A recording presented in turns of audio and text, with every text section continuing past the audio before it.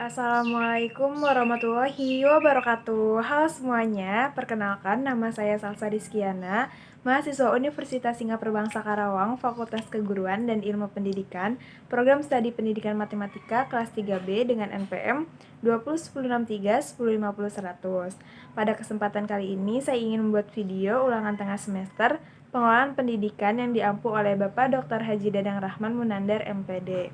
Di sini saya ingin membahas observasi pengelolaan peserta didik di SMPN 2 Karawang Barat. Oke, sebelumnya kita ke profil sekolahnya terlebih dahulu, di mana nama sekolahnya yaitu SMPN 2 Karawang Barat, yang beralamat di Jalan Dr. Taruno Adiarsa, Kelurahan Adiarsa Barat, Kabupaten Karawang, Jawa Barat, dengan NSS 2010221051010, dengan NPSN 20217931. Tahun pendirian sekolah sekitar tahun 1962 dan sudah mulai beroperasi sekitar tahun 1962 dan sudah berakreditasi A+.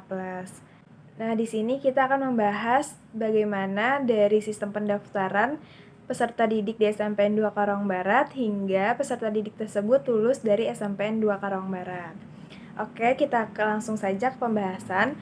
Sistem pendaftaran di SMPN 2 Karawang Barat ini melalui PPDB online, di mana menggunakan sistem seleksi. Namun sebelum PPDB online dibuka, sudah ada panitia PPDB yang sudah diatur oleh SMPN 2 Karawang Barat. Nah, di SMPN 2 Karawang Barat ini terdapat 4 jalur pendaftaran. Yang pertama, ada jalur zonasi wilayah, di mana mengambil dari zona yang terdekat dari wilayah SMPN 2 Karawang Barat. Lalu yang kedua ada jalur afirmasi, di mana diperuntukkan untuk peserta didik yang kurang mampu dan mempunyai KIP ataupun KIS. Lalu selanjutnya ada jalur prestasi, di mana jalur prestasi ini ada dua, yaitu ada bagian akademik dan non-akademik. Jika yang akademik melampirkan nilai rapot dan non-akademik melampirkan sertifikat berstandar nasional. Lalu yang keempat itu ada jalur desa perbatasan, di mana diambil dari desa-desa perbatasan di Karawang Barat. Lalu ada syarat-syarat pendaftarannya. Yang pertama itu ada surat kelulusan SD, lalu yang kedua ada nilai rapot, dan yang ketiga ada kartu keluarga, dan yang keempat ada KTP orang tua, dan yang kelima itu ada KIP atau KIS, dan itu diperuntukkan untuk jalur afirmasi. Nah, setelah peserta didik lolos seleksi ataupun diterima di SMPN 2 Karawang Barat, maka data peserta didik akan didata di buku induk register peserta didik. Nah, selanjutnya pengelolaan kelas, di mana di SMPN 2 Karawang Barat ini tidak ada pengelompokan kelas secara khusus, namun diatur oleh bagian operator yang dimana terdapat 40 siswa per kelasnya. Namun saat pandemi seperti ini, per kelasnya menjadi 20 siswa per kelas.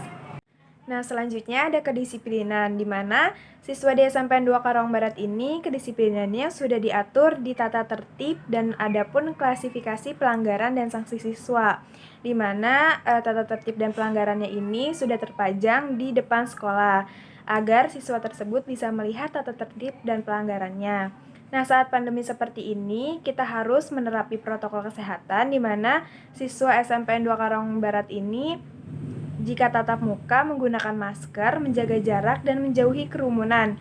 Dan sebelum masuk ke sekolah, dicek suhu terlebih dahulu, lalu mencuci tangan, baru bisa masuk ke kelas.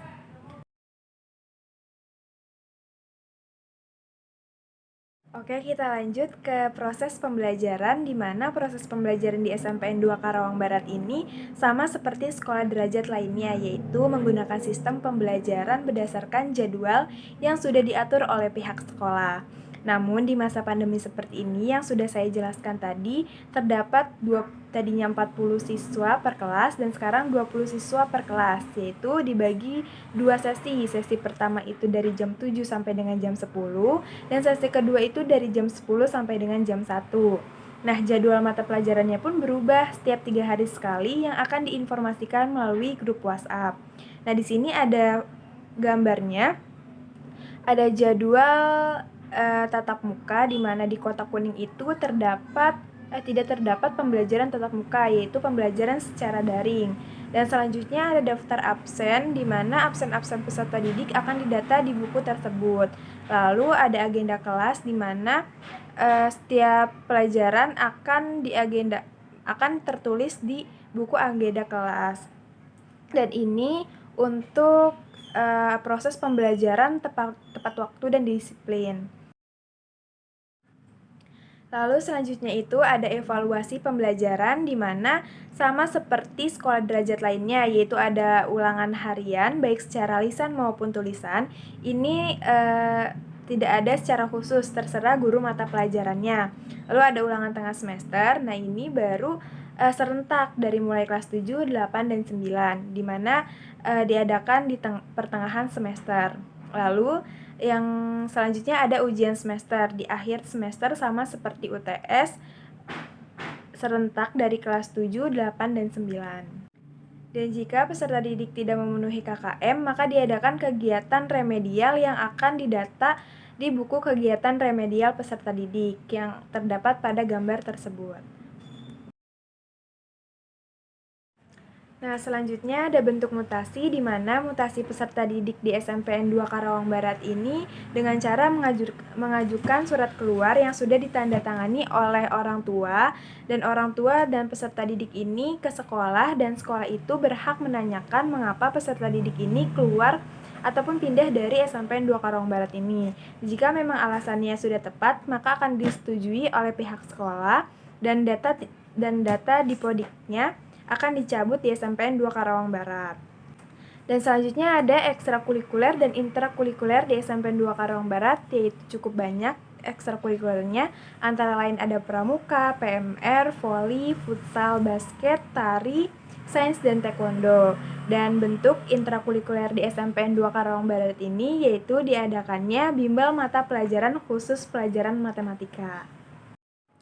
Dapat kita simpulkan bahwa observasi tadi berdasarkan pengertian dari Hendaya Sutopo dan Wasti Sumanto 1982, mereka berpendapat bahwa pengelolaan peserta didik adalah suatu penataan atau pengaturan segala aktivitas yang berkaitan dengan peserta didik, yaitu dari mulai masuknya peserta didik sampai dengan keluarnya peserta didik tersebut dari suatu sekolah ataupun suatu lembaga. Dan kebijakannya pun terdapat di Undang-Undang Dasar 1945 alinea keempat yang mengamanatkan mencerdaskan kehidupan bangsa.